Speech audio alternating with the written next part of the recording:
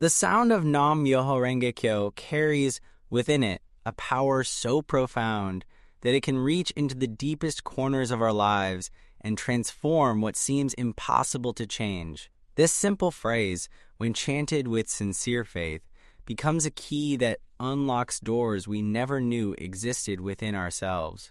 It speaks to something that every person faces, the weight of past actions that seem to follow us like shadows, creating obstacles that feel too heavy to move. Karma is not some mysterious force working against us from the outside. It is the natural law of cause and effect that governs all life. Every thought, word, and action plants seeds that will eventually bloom into our experiences. Some of these seeds grow quickly into flowers of joy and success. Others lie buried deep, waiting to sprout as challenges, illness, difficult relationships, or repeated patterns of suffering that seem to have no end. The Lotus Sutra teaches us something remarkable about this process. It reveals that even the most terrible karma, actions that seem to condemn us to endless suffering, can be transformed through the power of this teaching. As the sutra states, if there are those who hear this dharma, then not a one will fail to attain Buddhahood. This promise extends to everyone, regardless of what they have done or what burdens they carry from the past. When we chant Nam Myoho Renge Kyo, we are not simply repeating words. We are connecting with the fundamental rhythm of life itself. The phrase means devotion to the Lotus Sutra of the wonderful Dharma, but it contains layers of meaning that reach far beyond these simple words. Nam represents our determination to align our lives with the highest truth. Myoho points to the wonderful law that governs all existence. Renge symbolizes the lotus flower, which blooms purely despite growing from muddy water, showing us that enlightenment can emerge from any circumstances. Kyo represents the teaching itself, the vibration of truth that connects all things. This connection creates what Nichiren described as, quote, substituting faith for wisdom. We do not need to understand every detail of how karma works or master complex philosophy. Through sincere faith and consistent practice, we can tap into wisdom that exceeds our current understanding. This faith is not blind belief, but rather a willingness to test this teaching through our own experience and observe the changes that unfold in our daily lives. The transformation that occurs through chanting is both immediate and gradual. On one level, the act of chanting itself begins to change our inner state right away. Our minds become clearer, our hearts lighter, and our perspective broader. We start to see possibilities where we once saw only problems. This shift in our consciousness is the first sign that deeper changes are taking place beneath the surface. But the real miracle happens over time as layers of negative karma begin to dissolve and transform. Nichiren wrote, Myo can be compared to a great physician and Ho to a good medicine. Just as medicine works gradually to heal illness, the practice of chanting works steadily to heal the spiritual ailments that create suffering in our lives. Patterns that have troubled us for years begin to shift. Relationships that seemed hopeless start to improve. Opportunities appear where none existed before. This process often begins with what appears to be increased difficulty. Old karma surfaces to be resolved rather than remaining buried. This is actually a sign of progress, though it may not feel that way at first. The Lotus Sutra explains this phenomenon through the concept of lessening karmic retribution.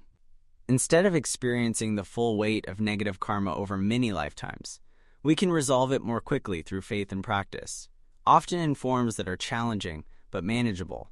Consider the lotus flower, which serves as the central symbol of this teaching. The lotus does not avoid the mud at the bottom of the pond. Instead, it draws nutrients from that very mud to create something beautiful. In the same way, our practice allows us to transform the most difficult aspects of our karma into sources of strength and wisdom. What once seemed like our greatest weakness becomes the foundation for our greatest growth. The Lotus Sutra tells the story of Devadatta, who committed terrible acts against Shakyamuni Buddha, including attempts on his life. Yet the sutra reveals that even Devadatta, will eventually attain enlightenment, becoming a Buddha named Heavenly King. This story illustrates the unlimited power of this teaching to transform any karma, no matter how severe. If someone who tried to kill a Buddha can achieve enlightenment, then surely any of us can overcome our obstacles. Faith in the Lotus Sutra means trusting this process even when we cannot see how it will unfold. It means continuing to chant when circumstances seem to worsen rather than improve. It means believing in our inherent Buddha nature even when we feel lost or discouraged.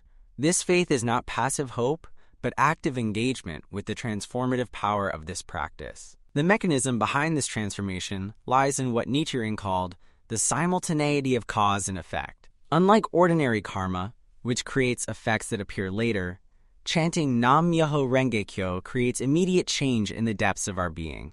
Each time we chant, we plant causes for happiness, wisdom, and compassion, while simultaneously receiving the effects of past good causes.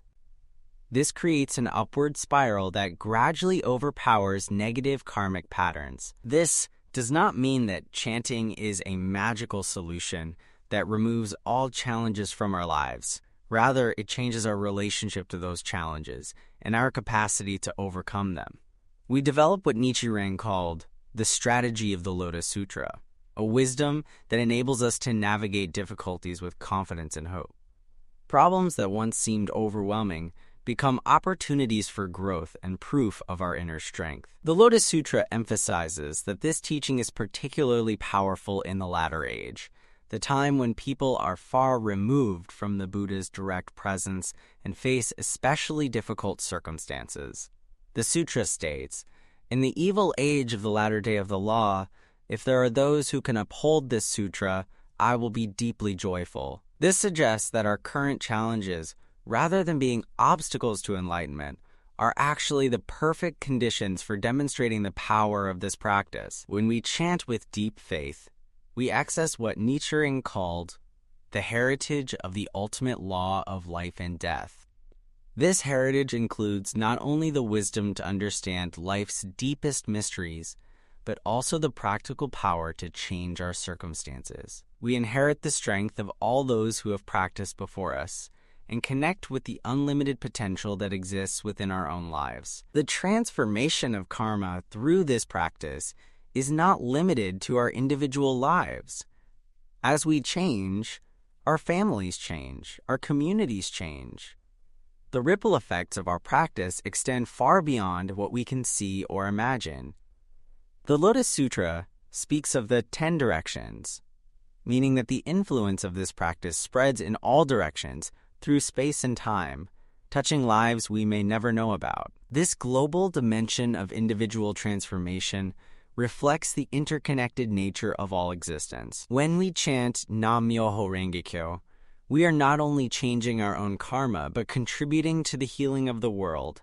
Every person who awakens to their Buddha nature adds light to the universe and makes it easier for others to find their way. The daily practice of chanting creates a rhythm that gradually aligns our lives with this greater purpose. Morning and evening, we connect with the fundamental energy of life and renew our determination to transform ourselves and help others do the same. This consistent practice builds what Nichiren called the treasure tower of the heart, an inner sanctuary of wisdom and compassion that no external circumstance can destroy. As our practice deepens, we begin to understand that faith in the Lotus Sutra is not separate from faith in ourselves. The sutra teaches that all people possess Buddha nature, the inherent capacity for unlimited wisdom, compassion, and happiness. When we chant Nam-myoho Renge-kyo with faith, we are awakening this sleeping giant within our own lives. We are remembering who we truly are beneath all the accumulated karma and conditioning of countless lifetimes. This remembering is both humbling and empowering. Humbling because we realize how much of our suffering has been self-created through ignorance of our true nature. Empowering because we discover that we possess the power to change everything, regardless of how stuck we may have felt before. The deepest karmic obstacles often become the very fuel for our most dramatic transformations. The Lotus Sutra's promise of liberation is not a distant goal to be achieved in some future lifetime. It is an ever-present possibility that becomes real through faith and practice. Each time we chant, we experience a taste of the freedom that is our birthright. Each time we overcome a challenge through our practice, we prove to ourselves that no obstacle is permanent or insurmountable. Liberation in this context does not mean escape from the world or from responsibility. It means freedom from the patterns of suffering that have kept us trapped in cycles of pain and confusion. It means the ability to respond to life's challenges from a place of wisdom rather than react from a place of fear. It means discovering the unshakable happiness that exists independent of external circumstances. As we continue this practice day after day, year after year, we accumulate evidence of its power. Small changes become larger changes. Occasional insights become steady wisdom. Moments of courage become a way of life. The faith that began as willingness to try becomes unshakable conviction based on repeated proof of this teaching's effectiveness. The transformation of karma through chanting Nam-myoho Renge Kyo is ultimately a return to our original nature. We are not becoming something foreign to ourselves, but rather uncovering what has always been there. Like polishing a mirror to reveal its natural brilliance, our practice removes the accumulated dust of negative karma to reveal the clear light of our Buddha nature. This process ensures not only our own liberation, but our ability to help others find theirs. As the Lotus Sutra explains, when the Buddhas appear in the world, they do so solely to cause living beings to open, to show, to awaken to, and to enter into the Buddha wisdom. Through our own transformation, we become living proof that this ancient promise remains as powerful today as it was thousands of years ago.